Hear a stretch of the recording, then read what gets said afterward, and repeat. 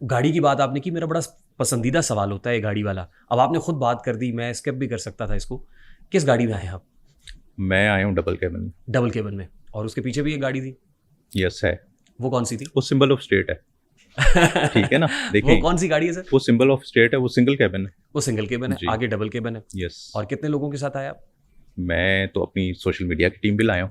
हाँ, अच्छा, ये मेरा सवाल भी मैंने पीआरओ करना भी है। है, मेरे साथ मेरे ऑपरेटर भी है, क्योंकि जब मैं आपसे गुफ्तगू कर रहा हूँ ये जी। बहुत सारी ऐसी इमरजेंसी नेचर की कॉल्स होंगी जहाँ पर वो जो ठीक। कॉलर है ठीक। वो हमें अब्यूज कर रहा होगा। ठीक, ठीक है ना, कि कॉल क्यों नहीं ले रहे।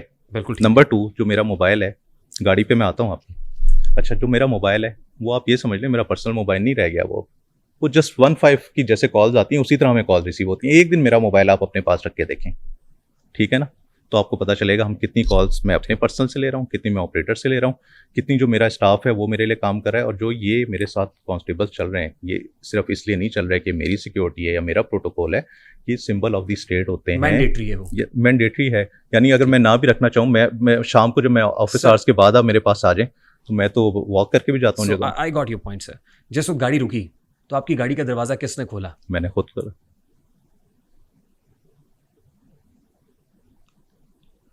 आप दिल पे हाथ रख के बताएं कि गाड़ी का दरवाजा किसने खोला? मेरा ख्याल है आपका स्टाफ ना रिकॉर्डिंग भी कर रहा था, उसमें आप चेक कर सकते हैं। अब यहाँ पे क्योंकि इतने सारे लोग ये सब बैठे हुए, इमेज यही होता है, मैं बड़ा क्लियर इनको बताऊं, इमेज हमारे जहन में यही होता है कि यार वो एक बंदा होगा, वो उतर के आएगा, वो रिकॉर्डिंग लेके वो दरवाजा खोलेगा, साहब उतरेंगे। तो ये आपकी अपनी मर्जी है, ठीक है ना। और जितनी सिंपल आप लाइफ गुजारेंगे ना, आप उतने ही सेटिस्फाइड होंगे, उतना ईजी आपकी लाइफ गुजरेगी। लाएं जिसने रिकॉर्ड किया है यार, ताकि सनद रहे और बवक्ते जरूरत काम आए। और अगर ऐसा है तो इसको अप्रिशिएट भी किया जाना चाहिए। ये सर आपका डबल केबन है, यस। इसके पीछे सिंगल केबन है। ये साहब रुके हैं, ये गाड़ी से उतरे हैं, दरवाजा ये मैंने दरवाजा खोला, खोल रहा है। मैं दरवाजा खोलने की बात कर रहा हूँ। उसने दरवाजा खोला जरूर है, बट ये कि दरवाजा सर मैं इसको रिवाइंड अनलॉक किया किसने, वो देखे ना आप। सर मैं इसलिए दिखा रहा हूं ताकि सनद रहे। मैं क्यों पूछना चाहता हूं, ये सिर्फ आपकी कहानी नहीं है सर, हमारे सेंट्रल सुपीरियर सर्विस का एग्जाम पास करने वाले कमोबेश हर एक की कहानी है। देखें, यानी वो जैसे ही देखिए आप यहाँ पे देखें, यस, देखिए जैसे ही वो निकलते हैं वो दरवाजा खोलते हैं। देखिए मेरा मकसद सिर्फ ये नहीं है आपको खुदा ना खास्ता आपको ये बावर कराना और कहना नहीं है। आपकी वसातत से उन सभी, वो एएसपी भी हों, बेशक वो एसएसपी भी हों, वो डीआईजीज भी हों, उससे एक तासुर उभरता है सर कि आप सुपीरियर है और वो जो आगे बैठा हुआ वो इन्फीरियर है, या एक आम जनता जो बैठी हुई इन्फीरियर है। तो क्या सीएसएस का मतलब ये होता है कि आप सुपीरियर हो जाते हैं? मैंने पहले भी आपको कहा कि वो इंडिविजुअल सुपीरियर नहीं होता, वो सर्विस सुपीरियर है। सर्विस को सुपीरियर समझना, और जो वो ग्रेड्स हैं, देखें एक गजेटेड ऑफिसर है, वो कौन होता है? 17 एंड अबव, ठीक है ना। वो क्यों गजेटेड है? एक गजेटियर पब्लिश होता है, प्रिंट होता है गवर्नमेंट का, जिसके अंदर वो आता है, उसका नाम आते हैं। उससे जो नीचे हैं वो नहीं है, ठीक है, वो नहीं है। गजेटेड ऑफिसर होना एक और चीज़ है, जिसमें पे स्लैब्स आप कह लें वो चेंज होती जाती हैं। नीचे 3 टियर्स बनाए हुए हैं गवर्नमेंट ने। वैसे अच्छा जवाब आपको देते हैं ऑडिटेड अकाउंट्स वाले, बट मुझे ब्रीफ करना पड़ा है। ये फ़र्क है सिर्फ। देखें, जो आपने मुझसे पहले बात की थी ना, एक कांस्टेबल है, उसने कहाँ सर्विस करनी है अपनी सारी? उसी शहर में करनी है। एक हेड कांस्टेबल ने उसी शहर में करनी है, एक एएसआई ने उसी शहर में करनी है, एक सब इंस्पेक्टर ने उसी शहर में करनी है। बट मेरे जो इंस्पेक्टर्स हैं वो पूरे पंजाब में सर्व करते हैं। मेरे जो डीएसपीज हैं, दे आर पोस्टेड ट्रांसफर्ड, और वो पूरे ही पंजाब में सर्व करते हैं। इफ़ द नीड बी, तो police is requisitioned by other provinces as well कि आप यहाँ पर आए, हमारी लॉ एंड ऑर्डर की सिचुएशन है, या we need some professional investigation officers. अब मैं आपके उस सवाल पे आता हूँ जो आपने बात की कि क्यों ऐसी एक चीज़ है।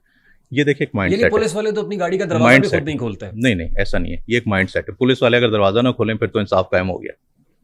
पुलिस वाले तो और लोगों के भी दरवाजे खोलते हैं सर। हो रहा है ना, दरवाजे हमारे अपने केबन रुकती है, दरवाजे। अच्छा, मैं आपको एक और बड़ी इंटरेस्टिंग चीज़ बताऊं। मुझे ना शाम को हमारे office hours 9 to 5 her government department के होते हैं। पुलिस के कितने हैं? 24/7 काम 24/7 365 जर्नलिस्ट, ठीक है ना। No off. कभी कभी मुझे फील होता है कि जैसे मुझे इस अवाम ने हब से बेजा में रखा हुआ है। वो क्यों? मेरी भी फैमिली है, मेरे कांस्टेबल की भी फैमिली है, ठीक है, हर एक के लिए। But police is bound to respond to every 15 call या every call of emergency nature. जहां कहीं भी आप घर में 3 बजे सो रहे हैं, आपने उठना है, आपने पहुंचना है। नबी साहब देखिए, एक प्रोग्राम, एक ड्रामा लगता था पाकिस्तान टेलीविजन के ऊपर, अंधेरा उजाला। यस, कवि खान। उसमें कवि खान साहब होते थे ना, पुलिस यूनिफॉर्म पहना हुआ है, बड़े ग्रेसफुल लगते थे। और उसी में एक और साहब होते थे, अल्लाह ताला उनकी मगफिरत फरमाए, तो वो ये कहते थे कि दे जमाते पास हूँ डायरेक्ट हवालदार हूँ। डायलॉग बड़ा मशहूर हुआ, दे जमाते पास हूँ डायरेक्ट हवालदार हूँ।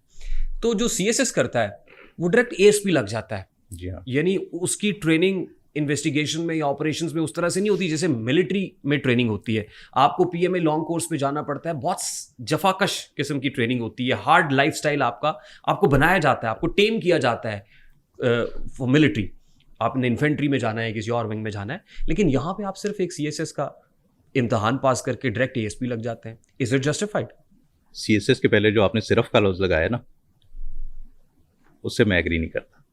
CSS ऐसा नहीं है कि आपने बुक उठाई, एक बुक पढ़ी, 2 कागज़ पढ़े और आप अपेयर हुए और आपने ज्वाइन कर लिया। सबसे पहले तो आपको मैं एक फिगर दूँ, जब मैंने CSS किया था 14,000 एस्पायरेंट्स थे इन सीट्स के, अपेयर होते हैं अराउंड 3,000, क्वालिफाई करते हैं 198, इंटरव्यू डिसक्वालीफाई करते हैं 4, 194 क्वालिफाई करते हैं। नंबर ऑफ सीट्स आपको पता है कितनी थी? 354।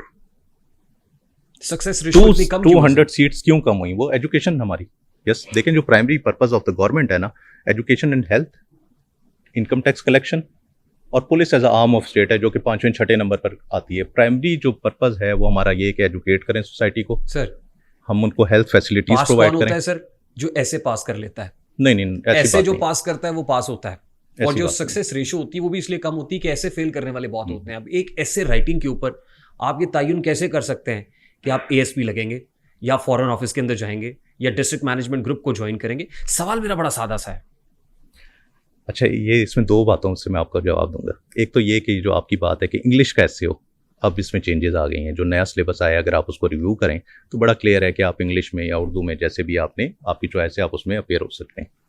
बट वो है quality of reply, quality of response. CSS का जो पेपर है, आफ्टर प्रिपेयरिंग फॉर इट, कुछ लोग 2 साल भी करते हैं, कुछ 1 साल भी करते हैं। जिनकी बचपन से एजुकेशन अच्छी होती है वो 6 मंथ्स में भी कर लेते हैं। वो 3 आवर्स की गेम होती है।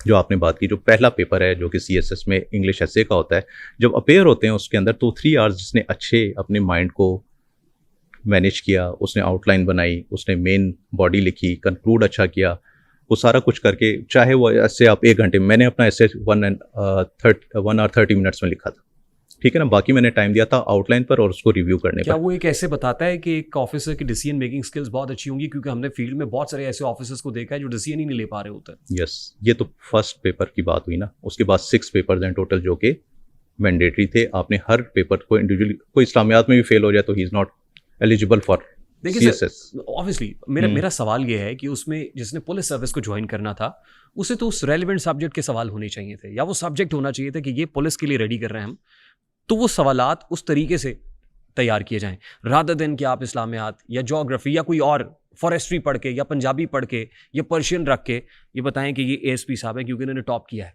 इन्होंने 3rd पोजीशन ली है पूरे पाकिस्तान में। Is it justified? मैं सिर्फ आपको जो निसाब है उसकी बात कर रहा हूँ कि क्या आपको लगता है कि जस्टिफाइड है ये करिकुलम जस्टिफाइड है? देखिए, this is not happening for CSS services as, ठीक है ना।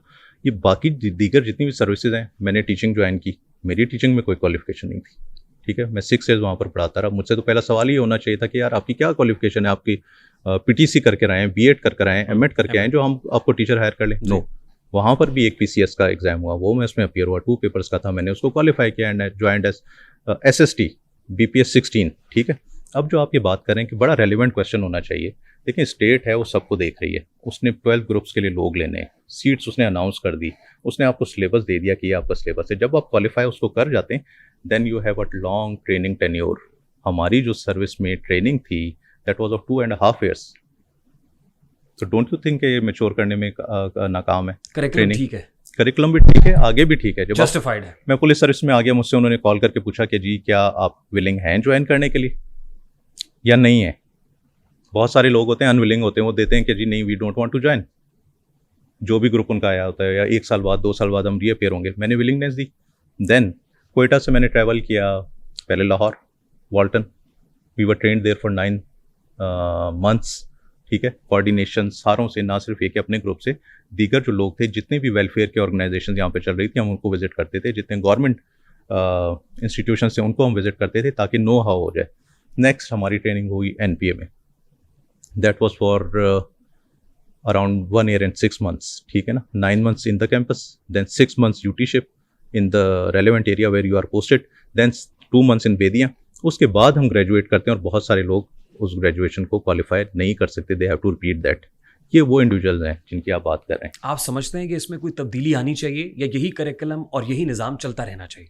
इस तब्दीली आनी चाहिए। तब्दीली हमेशा पॉजिटिव ही होती है, उस पर डेलिब्रेशंस होती है। चैलेंजेस हैं, चैलेंजेस को आपको अपॉर्चुनिटीज़ में चेंज करके तब्दीली ला के और स्मूथ करना चाहिए। जो लोग, ये हमारी ऑब्जर्वेशन, इवन हमारी भी ऑब्जर्वेशन होती थी जब हम CSS में फेल हो जाते थे कि यार उर्दू का ऐसे क्यों नहीं, ठीक है ना, CSS का ऐसे, उर्दू मीडियम क्यों नहीं, इंग्लिश मीडियम क्यों।